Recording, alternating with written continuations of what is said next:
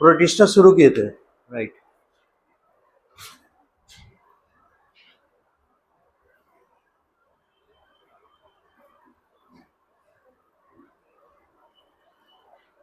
Kingdom protista, हाँ ये बताए थे कि पहला लिविंग वर्ल्ड है या लिविंग क्रीचर है जो कि यूकैरियोटिक है और सिंगल सेलुलर है, इनमें न्यूक्लियस हुआ करते हैं।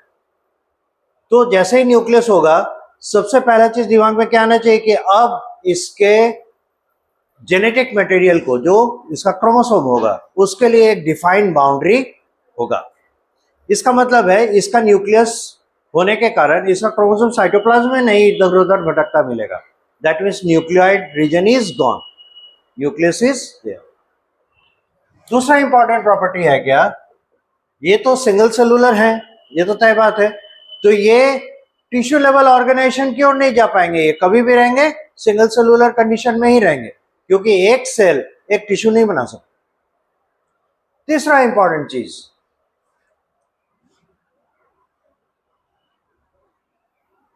Mode of nutrition.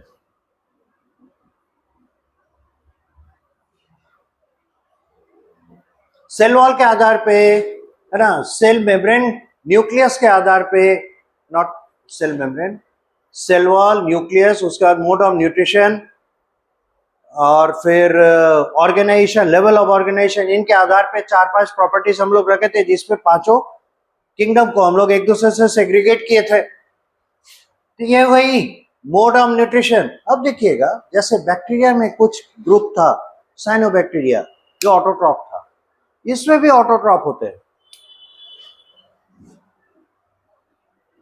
There are many members who are autotrophs.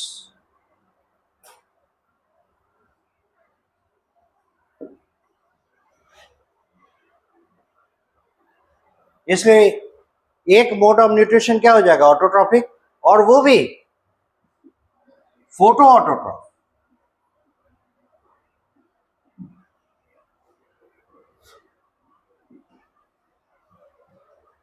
बहुत सारे मेंबर्स इसमें ऐसे हैं जो कि डिकम्पोजर्स में आते हैं, है ना।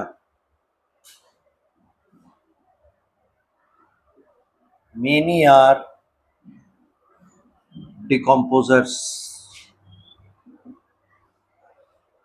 तो डिकम्पोजर होंगे तो कैसा न्यूट्रिशन शो करेंगे, saprophytic.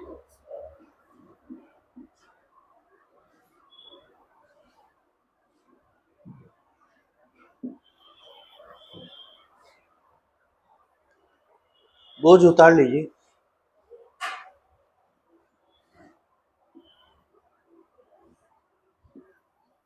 Many are parasitic.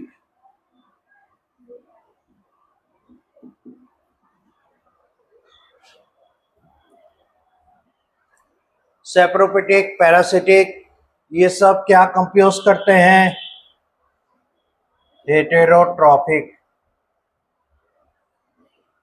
Mode of nutrition.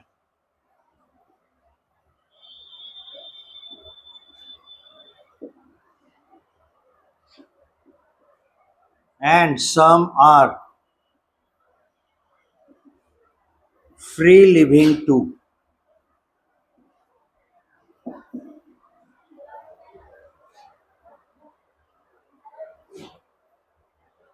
तो सैप्रोफिटिक डिकम्पोजर्स ये फ्री लिविंग होंगे, जो डेट एंड डिकेइंग ऑर्गेनिज्म के ऊपर, है ना, अपना न्यूट्रिशन डिपेंड कराते हैं। कुछ होंगे जो पैरासिटिक होंगे, दूसरों को नुकसान पहुंचा के अपना फायदा लेते हैं। कुछ ऐसे होंगे फ्री लिविंग जो सैप्रोफिटिक नहीं है, लेकिन ऑर्गेनिजम्स को एनसर्कल करके उन्हें एनगल्फ कर जाते हैं। तो just like animal type of nutrition, लेकिन एनिमल्स तो है नहीं, इसीलिए हम इन्हें होलोजोइक नहीं कहते। ठीक है, तो ये एंडोसाइटोसिस के द्वारा अपना न्यूट्रिशन पूरा करते हैं। तो एंडोसाइटोसिस करने वाले ना सैप्रोफिटिक में आएंगे ना ही पैरासिटिक में आएंगे।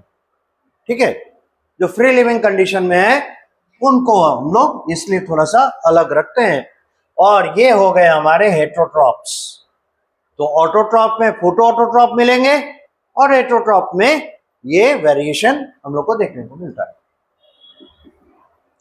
Respiration,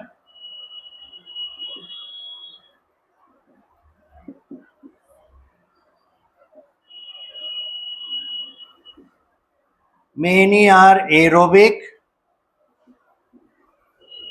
and are anaerobic also। कुछ एरोबिक भी मिलेंगे, कुछ एनाएरोबिक भी मिलेंगे।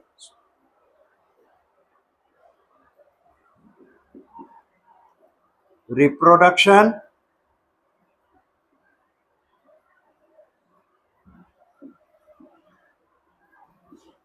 asexual reproduction,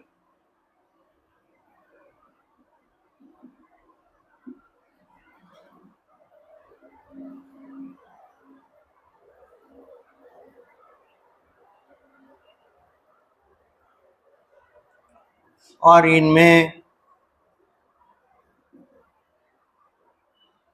binary fission, budding, spore formation,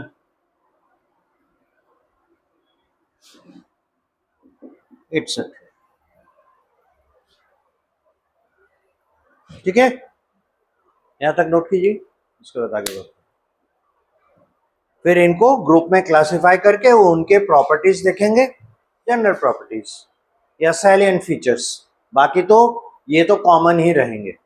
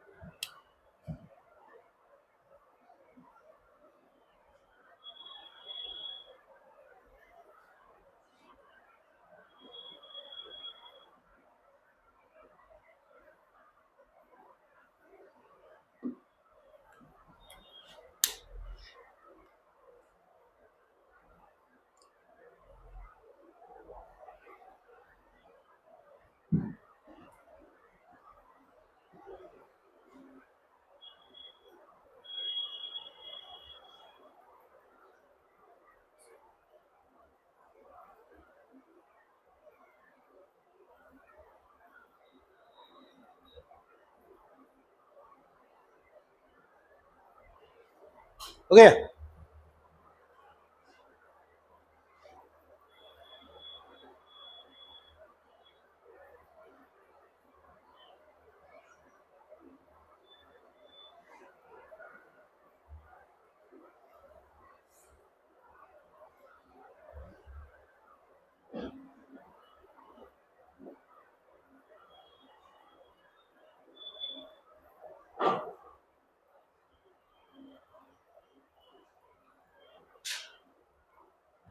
पिछले दिन भी क्लासिफिकेशन करके गए थे। फिर से इसका पहला पार्ट क्या था? क्राइसोफाइटा।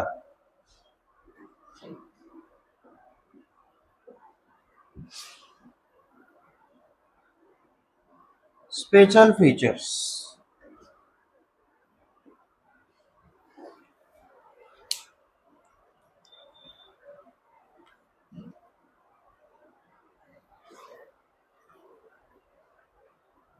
ये फोटोसिंथेटिक होते हैं।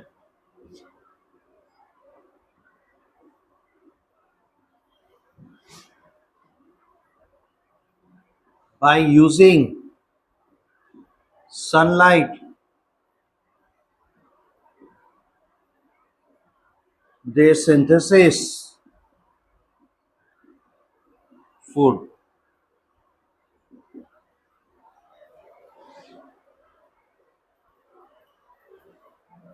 इनके जो स्टोर्ड फूड्स हैं,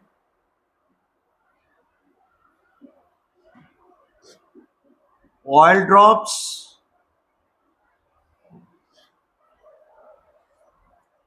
proteins, etcetera,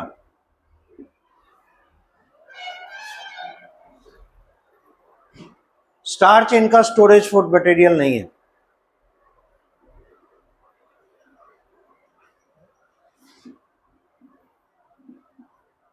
It has two subgroups.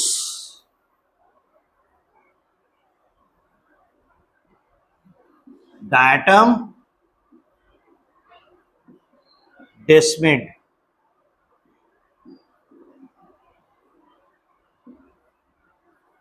Diatom को कहा जाता है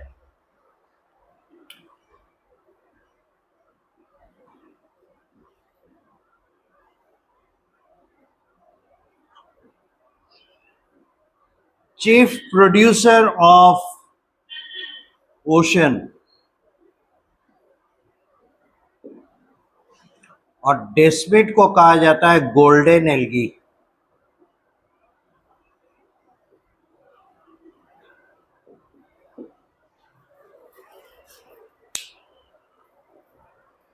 यानी यहां से समझ में आ रहा है कि ये एक्वेटिक होते हैं।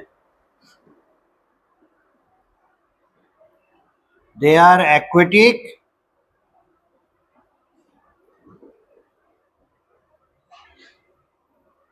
many are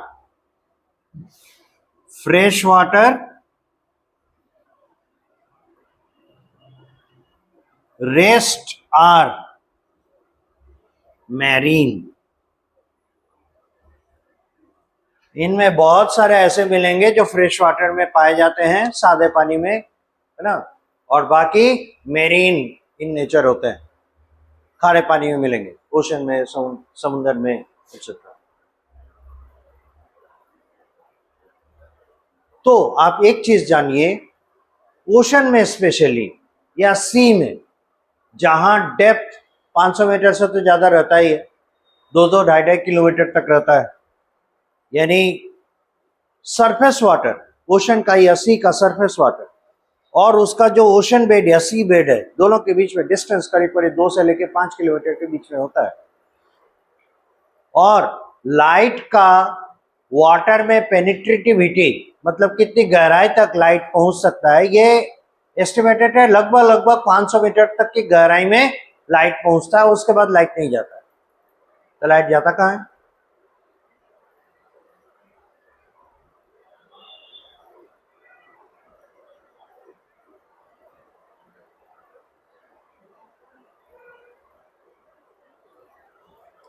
जब तक सोचिए तब तक इधर मिटाएं।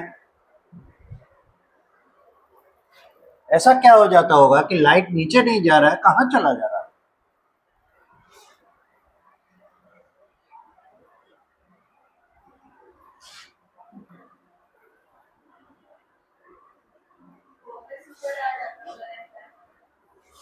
क्या होता होगा? फेनोमेना, उसका नाम बोलिए। रिफ्रैक्शन, टोटल इंटरनल रिफ्लेक्शन कहते हैं उसको, टोटल इंटरनल रिफ्रैक्शन। तो बोलिए।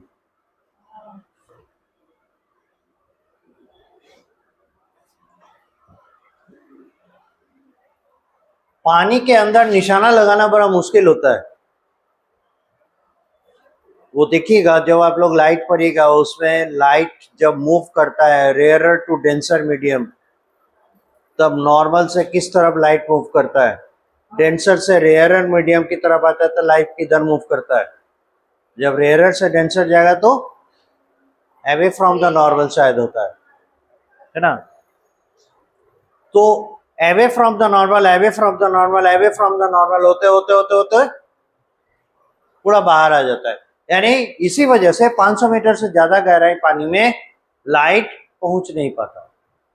तो फिर सोचिए, सी बॉटम में, ओशन बॉटम में जो एनिमल्स रहते हैं वो अपना भोजन कहाँ से प्राप्त करते होंगे? How they get their food? There is no plant at all there, and many of the animals are found in the deep ocean, deep sea, काफी गहराई में रहते हैं वो कहाँ से अपना भोजन लेते होंगे? So these are the organisms which are used as food. Even आपको जान के आश्चर्य होगा कि व्हेल भी जो मेजोरिटी में कंज्यूम करता है वो यही सब है, क्राइसोफाइट्स एंड क्राइसोफाइट्स में diatom, dinoflagellate, sorry, diatoms and districts etcetera. तो रीजन क्या है? ये फोटोसिंथेटिक होते हैं। फोटोसिंथेसिस के लिए ये सरफेस पे आ सकते हैं। अब ये सरफेस पे आते कैसे हैं? इनके पास फ्लैजिला होता है, दे कैन स्विम। एक एक करके इनके special properties layer by layer खुलते हैं। अब देखिए, एक्वेटिक हो गए, इनका हैबिटेट यहां से पता चला। ये क्या हो जाएगा? हैबिटेट। और ये जो फोटोसिंथेटिक है, यहां से क्या पता चला? इसका न्यूट्रिशन। फोटोट्रोपिक हो गया।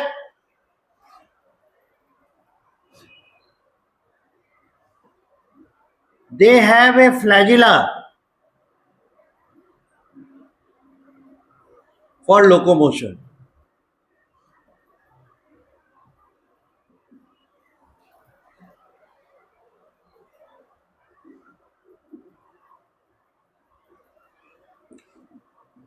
Body is constructed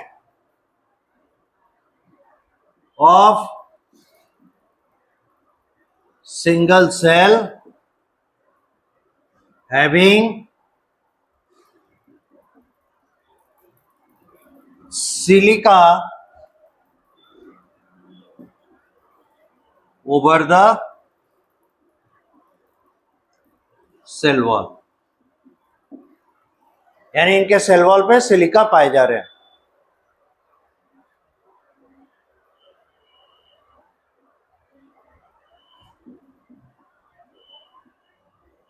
specially diatom.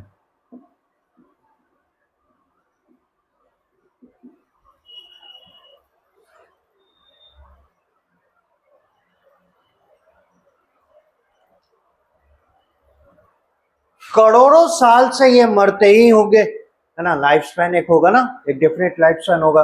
मरने के बाद इनके बॉडी पार्ट्स का क्या होगा? मतलब इनके ऊपर के जो सिलिका का कोट है उसका क्या होगा? वो आके सॉइल सरफेस पे एक्यूमुलेट करेगा।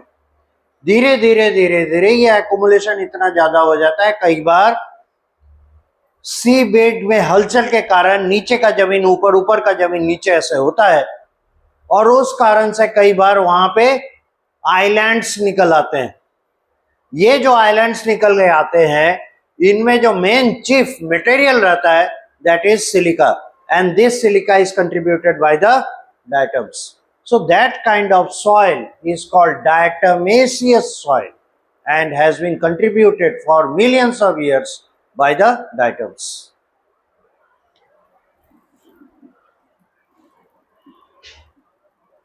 They, when die, leave behind silica, यानी SiO2, silicon dioxide, for millions of years,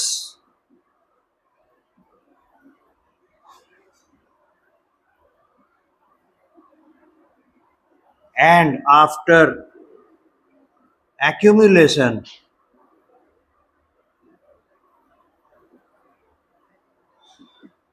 it forms the soil of the islands called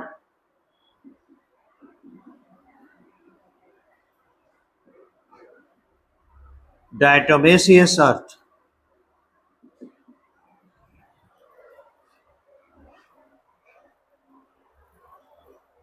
इस मिट्टी का बड़ा इस्तेमाल है, इसे रगर घिस करने के लिए इस्तेमाल किया जा सकता है, किसी सरफेस को शाइन करने के लिए किया जा सकता है।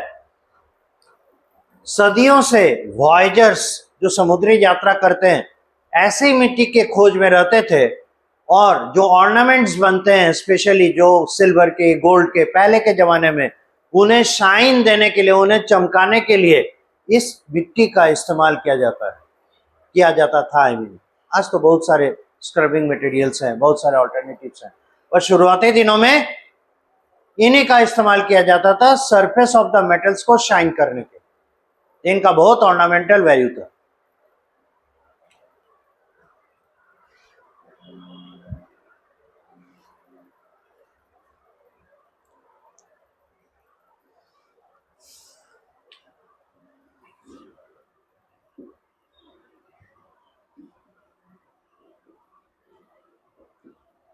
This soil is used by human for polishing the surface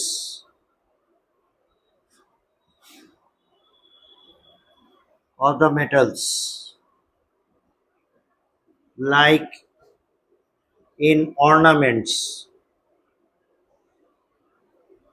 etc. यहाँ तक लिखिए। उस साइड का हो गया? अच्छा, पूरा कीजिए।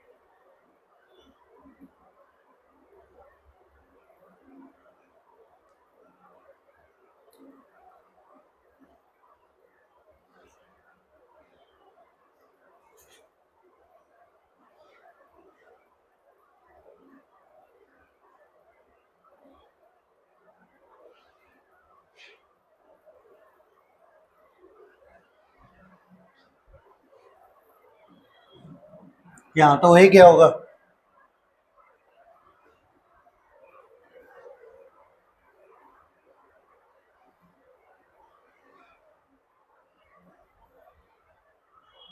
इस साइड हो गया?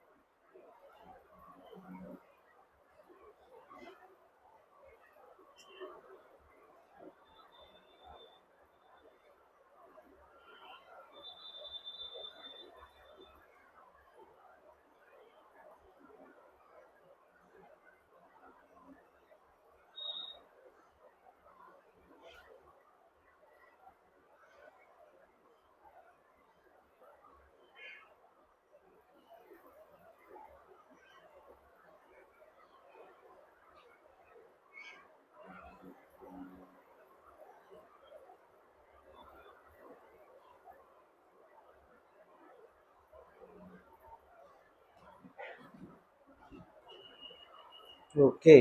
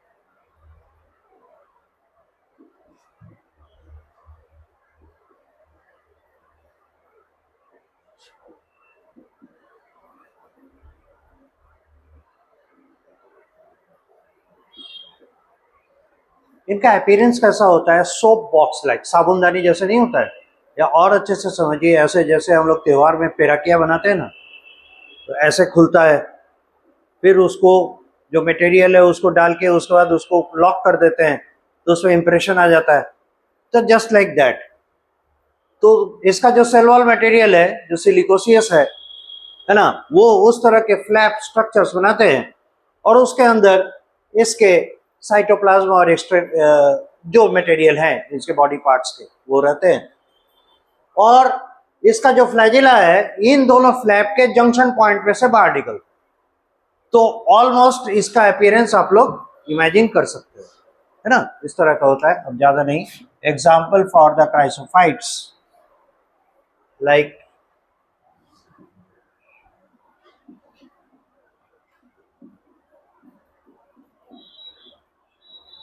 एम्फीप्लूरा,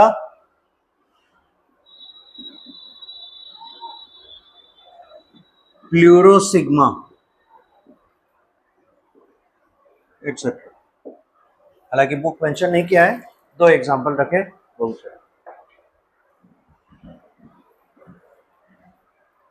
इस साइड का भी हो गया ना? ओके।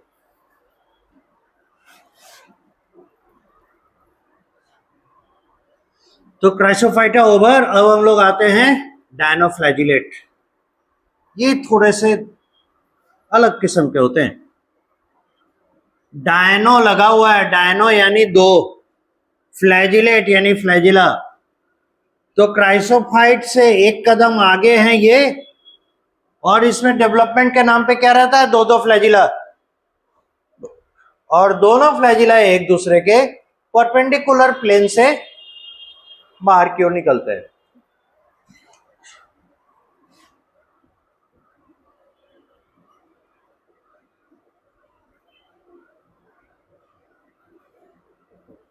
Dinoflagellate second group.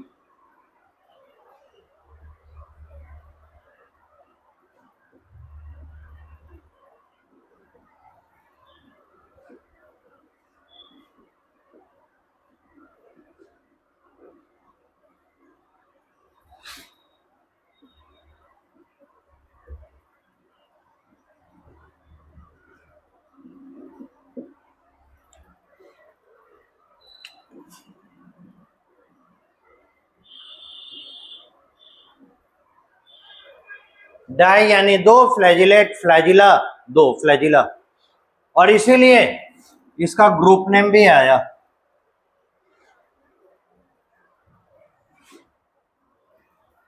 ये भी फोटोसिंथेटिक होते हैं,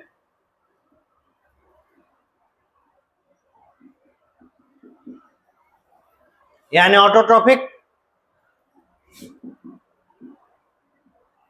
फोटो रादर, फोटो ऑटोट्रॉपिक या ऑटोट्रॉप्स, फोटो ऑटोट्रॉप्स। और एक चीज है, they have a variety of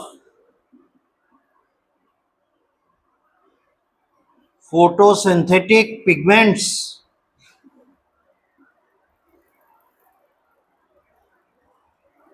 and so are of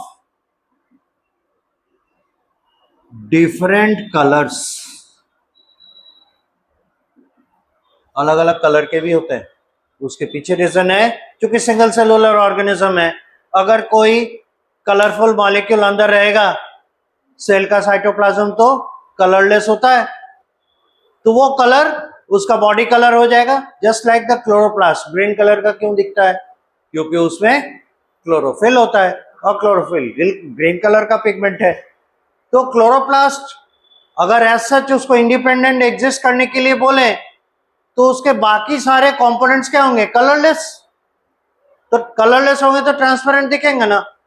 अब उन ट्रांसपेरेंट स्ट्रक्चर्स में से बीच में कोई एक कलरफुल मटेरियल आ जाएगा तो वही कलर उसका अपना कलर हो जाएगा। तो for that reason chloroplast appear green.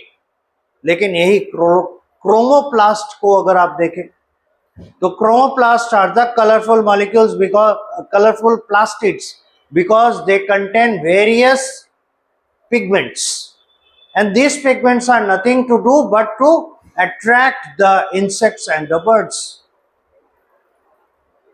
और ये पेटल्स को कलर देते हैं फ्लावर के, इस वजह से कलरफुल फ्लावर्स होते हैं और वो अट्रैक्ट करते हैं पॉलिनेटर्स को, like the insects and the birds. ये वहां पे इसका इंपॉर्टेंस।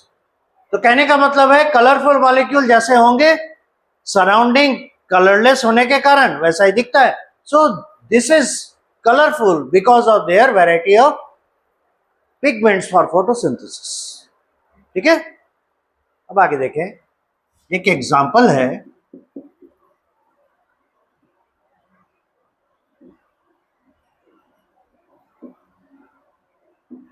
गोनियोलेक्स। ये होता है रेड कलर का,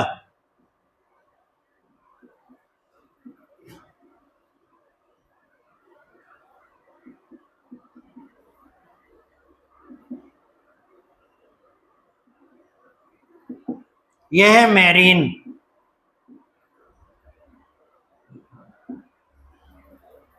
ये जब सरफेस पे आता है, अच्छा दूसरी चीज है, it is found in colonies. एक साथ ढेर सारे रहेंगे और सरफेस पे भी आ सकते हैं, डीप वाटर में भी जा सकते हैं। बताइए क्यों?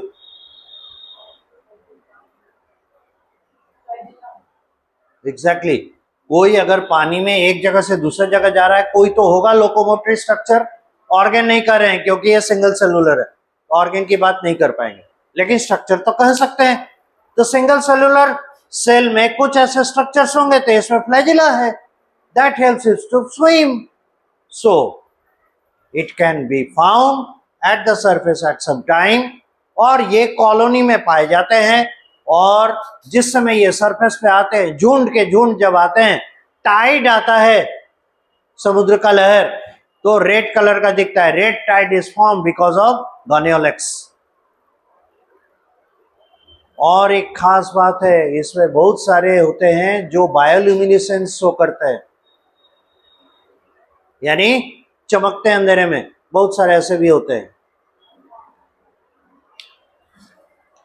तो ये टाइड को रेड कलर से रंग देते हैं। रीजन क्या है? इनका बॉडी रेड कलर का है और ये झुंड में है, इसलिए लगता है समुद्र का लहर रेड कलर का होकर किसी तरफ बह रहा है। It is found in colonies when it's colonies come to the surface water,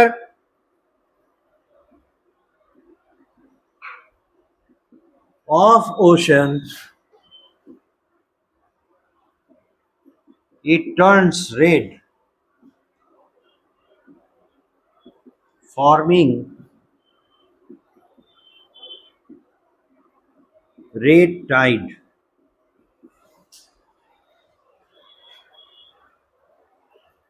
but बुरी बात यह है, this are toxic as well, poisonous भी होते हैं।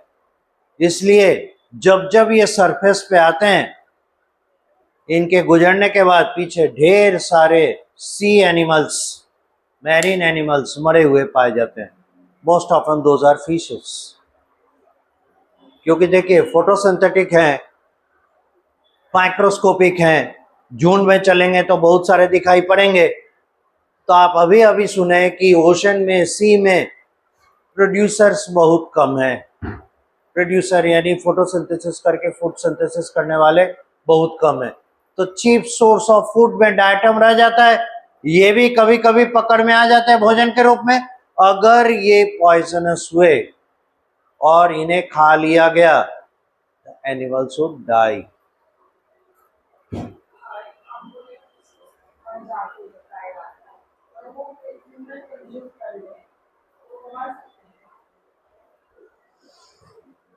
वेल डिपेंड करता है पकाने के दौरान।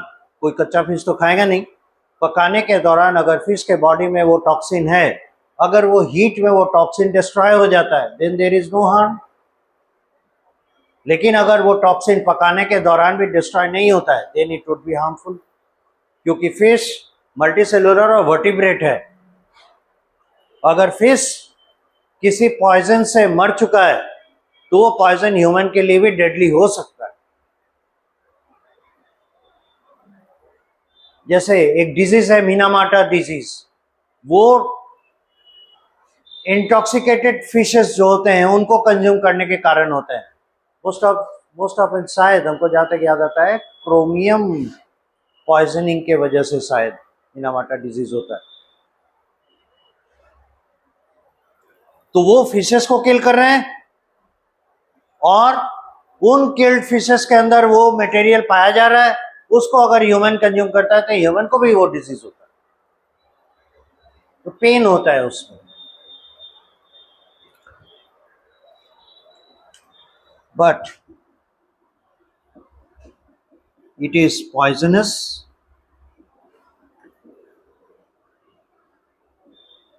and so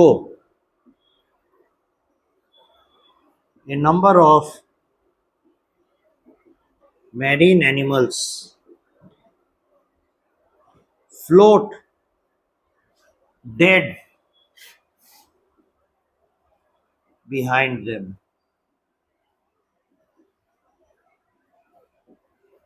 वहां भोजन है नहीं, जो मिल गया उसे ही खा लेना होता है।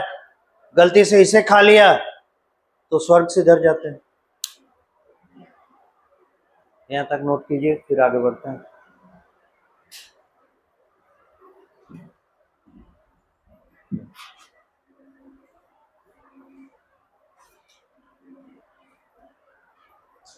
ये तो हो चुका था ना।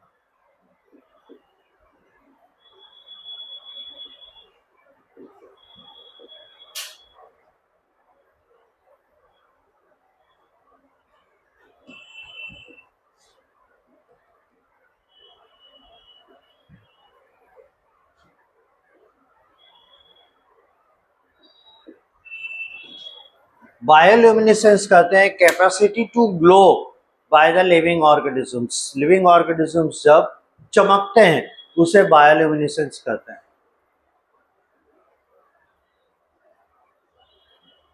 तो डायनोफ्लैजिलेट में बहुत सारे ऐसे मिलेंगे जो बायोल्यूमिनेसेंस शो करते हैं।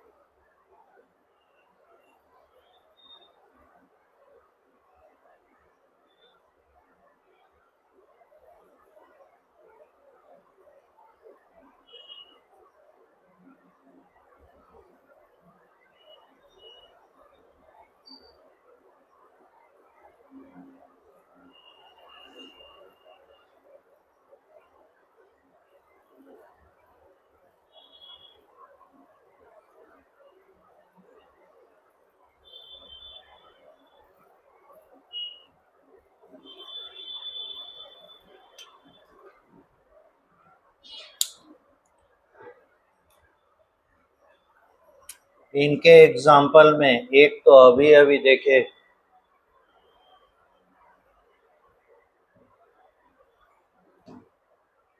गॉनियलेक्स,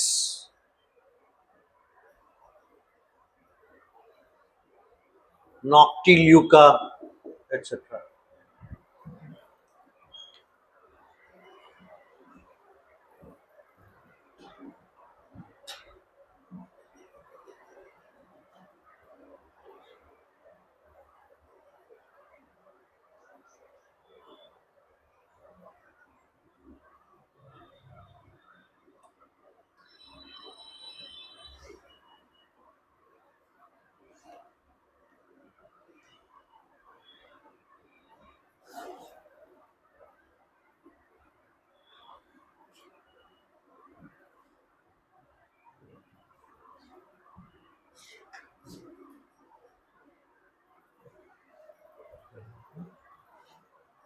ये मिटा दे, इधर हो गया।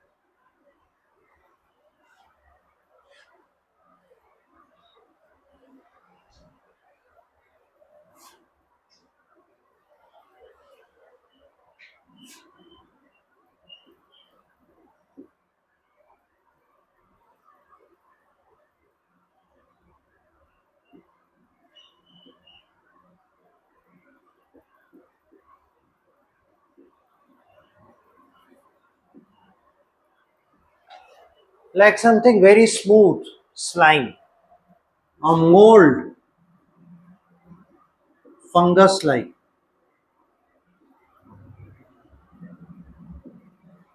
है तो सिंगल सेलुलर, लेकिन इनके बहुत सारे गुणधर्म जो है वो फंगस की तरह लगते हैं, ठीक है, इसलिए इन्हें स्मूथ फंगस, एक्चुअल मीनिंग यही होगा, स्लाइम मोल्ड कहा जाता है, ठीक है। ये यूनिसेलुलर होते तो हैं, पर ये न्यूक्लियस को डिवाइड करते हैं और साइटोप्लाज्म को बढ़ाते चले जाते हैं, ठीक है। बाउंड्री एज सच कुछ होता नहीं है, और म्यूसिलेजिनस कवर के अंदर इनका साइटोप्लाज्म रहता है। तो सेल वॉल टाइप मटेरियल अगर हम लोग ढूंढने की कोशिश करेंगे, there is no as such, ठीक है। लेकिन म्यूसिलेजिनस कवर यानी पॉलीसेकेराइड के कवर मोर और लेस इनके चारों तरफ बिल्डअप होते रहते हैं। और है क्या, समय के साथ जैसे जैसे इसका न्यूक्लियस डिवाइड करेगा, लाइक दैट इनका साइटोप्लाज्म भी बढ़ेगा। साइटोप्लाज्म जैसे जैसे बढ़ता है वैसे वैसे म्यूसिलेजिनस कवर और बढ़ता चला जाता है, इसलिए समय के साथ ये बढ़ते हैं। जस्ट लाइक जैसे मान लीजिए कि काफी गाढ़ा हनी कैसा होता है, काफी गाढ़ा हनी आप इमेजिन कीजिए, दो तीन तरह के मिलते हैं, एकदम लिक्विड जैसा, पानी जैसा, कुछ मिलेगा काफी गाढ़ा होगा। तो मान लीजिए हाथ पे या किसी एक सरफेस पे रख के उसको धीरे धीरे गिरा रहे हैं, तो समय के साथ क्या होगा, वो यूनिफॉर्मली बढ़ना शुरू करेगा। तो ये समय के साथ जब इसे ग्रो करने के लिए मटेरियल मिलेगा यानी न्यूट्रिशन मिलेगा, ठीक उसी तरीके से बढ़ता है। जैसे अनेक जगह गिराने पे धीरे धीरे फैलता है, लाइक दैट, वैसा ही आप इमेजिन करें कि ये डिवाइड करने के बाद अपना साइज बड़ा कर रहा है। एक्चुअली साइज नहीं, इसके कॉलोनी बढ़ रहे हैं, पर कॉलोनी में चूंकि cell wall as such distinct नहीं है, इसलिए हमको लगता है कि पूरा मास फैल रहा है। अब इमेजिनेशन हो गया कैसा ये होता है। देखिए, दे आर सैप्रोफिटिक यानी grow on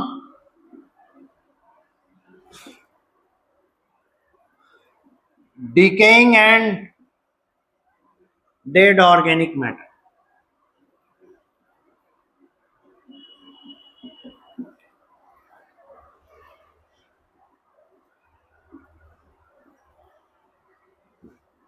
body construction is called Plasmodium.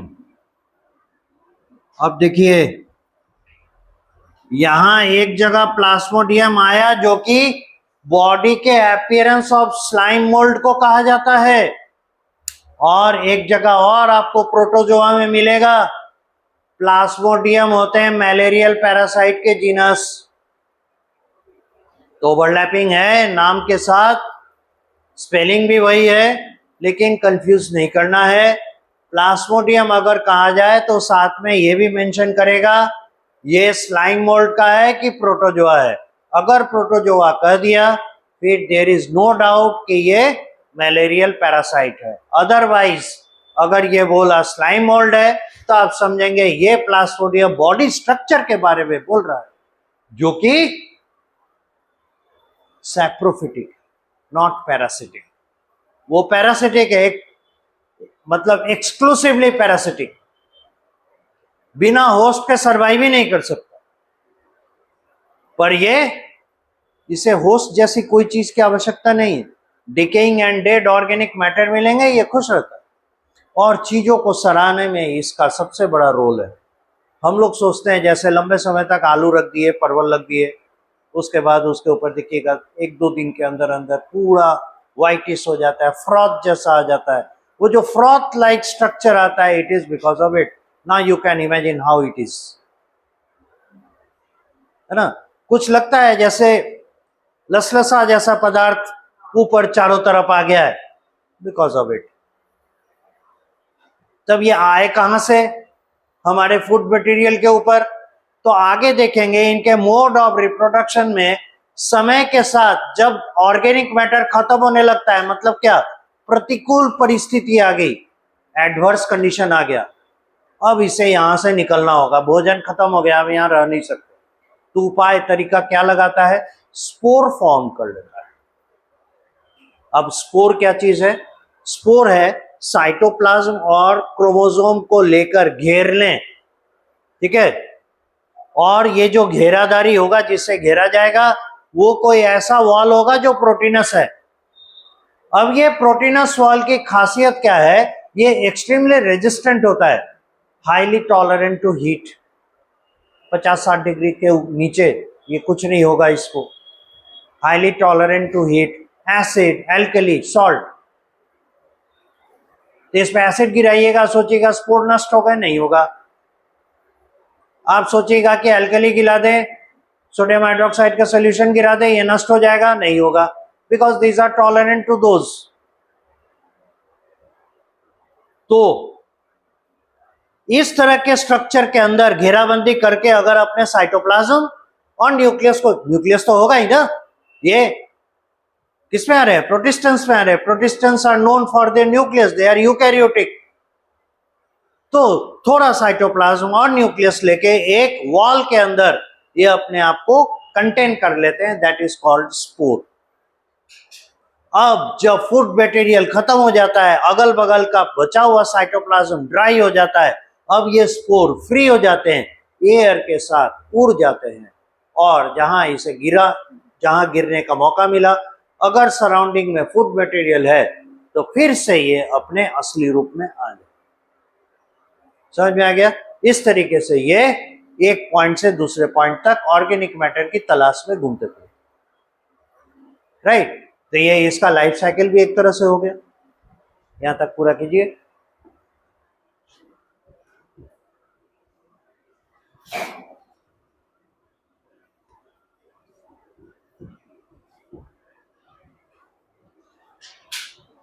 ये तो हो गया।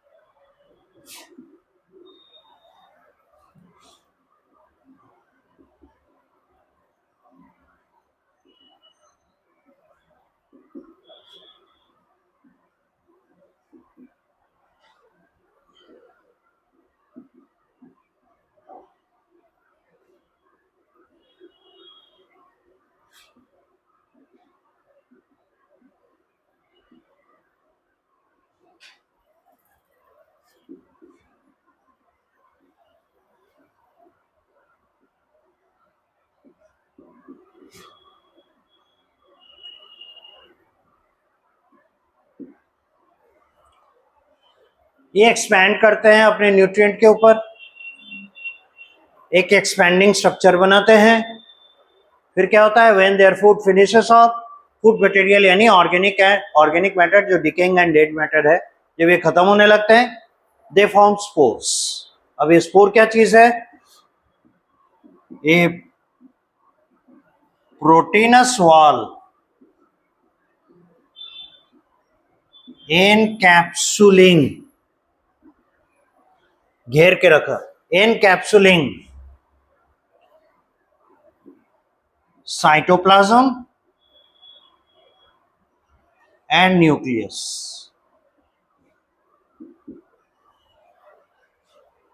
ये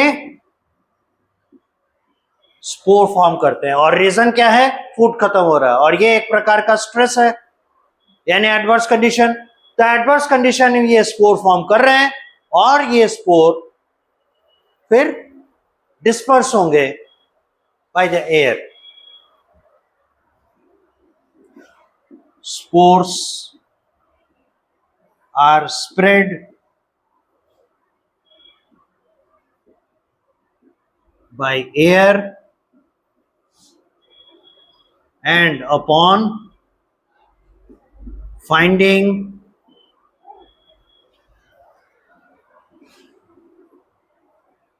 food materials, they again come into action, और ये पूर्वावस्था में वापस आ जाए। They again come into action. This is how they live their life.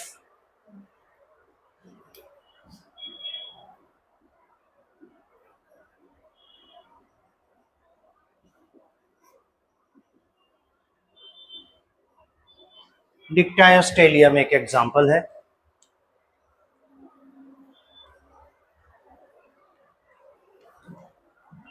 NB मतलब नोटेड बाय, ध्यान दें,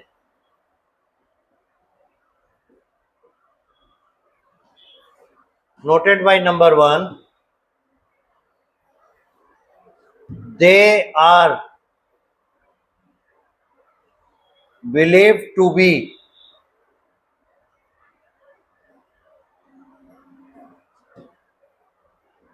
ancestors of fungi.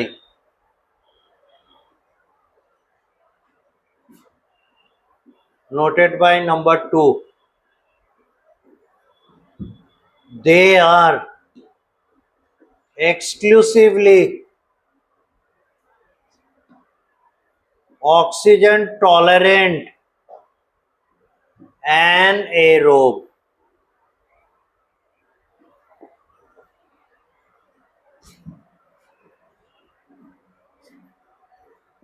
Noted by number 3, reproduce by spore formation.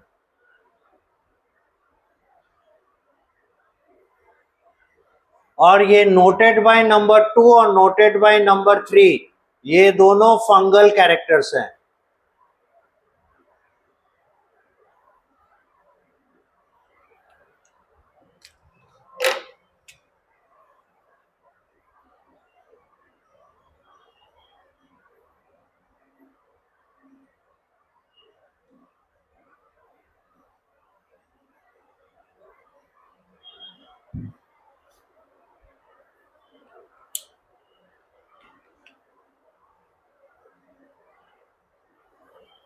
Noted by number 2 इधर है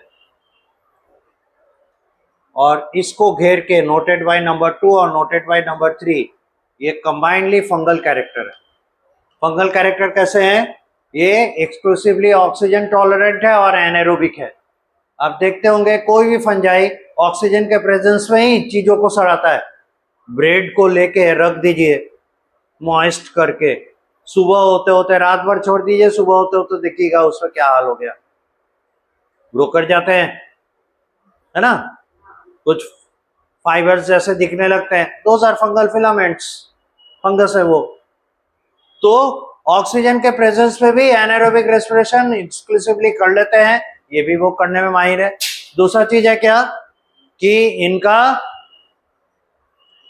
जो मोड ऑफ रिप्रोडक्शन है वो bye spore formation है, और फंगस का एक्सक्लूसिव स्पोर फॉर्मेशन होता है, चाहे वो सेक्सुअल रिप्रोडक्शन करे या एसेक्सुअल रिप्रोडक्शन करे, वो स्पोर फॉर्म ही करते हैं।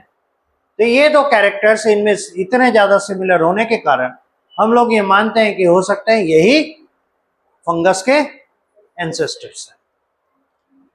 इधर हो गया, मिटा दे।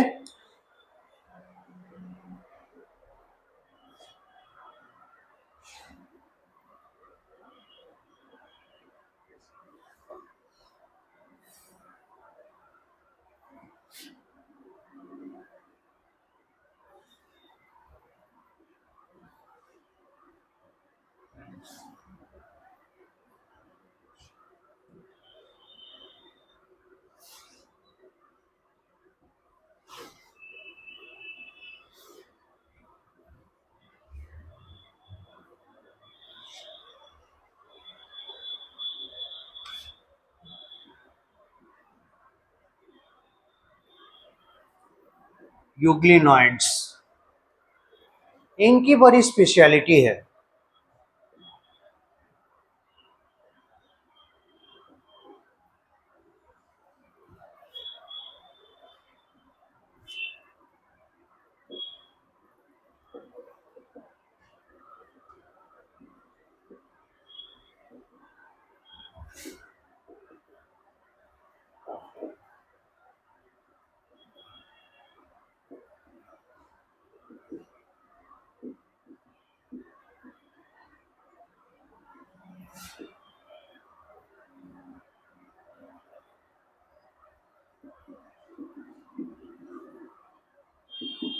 पहला चीज देखिए, इनके पास भी दो फ्लैजिला होते हैं,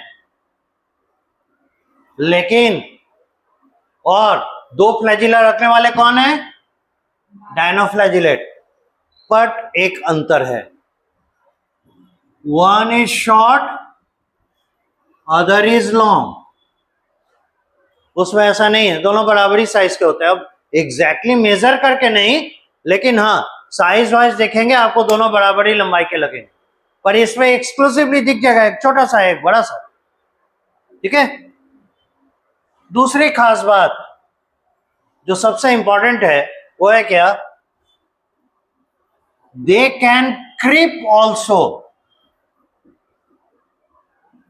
ऑन सॉइल सरफेस। ये बड़ा इंटरेस्टिंग फीचर है। और क्रिप करना, चलना, ये एनिमल प्रॉपर्टी है। ये एनिमल लाइक प्रॉपर्टी रखा, और दो दो फ्लैजिला रखा, ये प्रोटिस्टेंट प्रॉपर्टी रखे हुए। ठीक है। और देखिए और इंटरेस्टिंग चीज, it can show nutrition mode,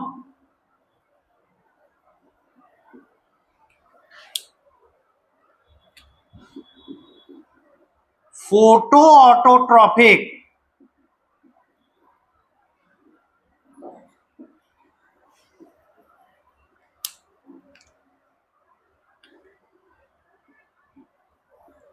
saprophytic,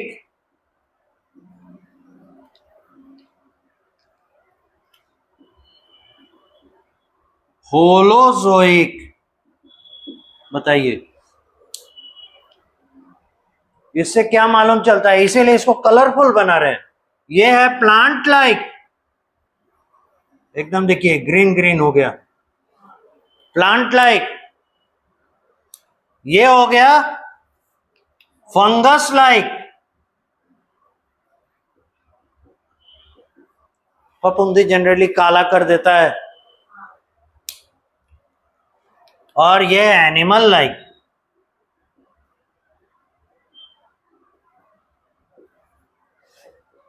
nutrition. So this group of organisms, animal तो नहीं कहेंगे, एनिमल अभी आया ही नहीं है, तो this group of organisms are unique as they have three kind of properties, and three groups are actually three multicellular organisms later on they become. Fungi multicellular है, plant multicellular है, एनिमल मल्टीसेलुलर है, और इन तीनों के mode of nutrition इनके द्वारा show किए जाने के कारण ऐसा कई बार है ना बिलीव होता है, माना जाता है कि शायद यही अलग अलग दिशा में बाइफरकेट कर गए और जो प्लांट की तरह करने लगा वो प्लांट बन गए, जो एनिमल टाइप न्यूट्रिशन पे कंसंट्रेट किए एनिमल बन गए, जो फंगस टाइप न्यूट्रिशन पे कंसंट्रेट किए वो फंजाई बन गए। बट सच्चाई क्या है, अभी भी इसके पीछे बहुत सारा रिसर्च होना बाकी है। बट ओवरऑल देखने के बाद तो ये लग सकता है किसी को भी समझ में आएगा। So these are few important properties of the creature euglenoids. यहां तक लिखिए, टाइम भी हो रहा है, 5 मिनट और खत्म करते हैं इसको।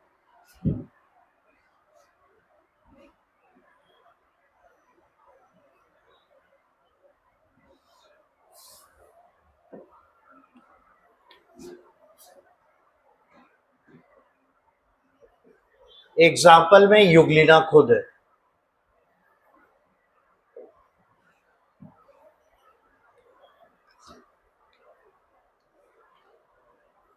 ठीक है, पॉज कीजिए।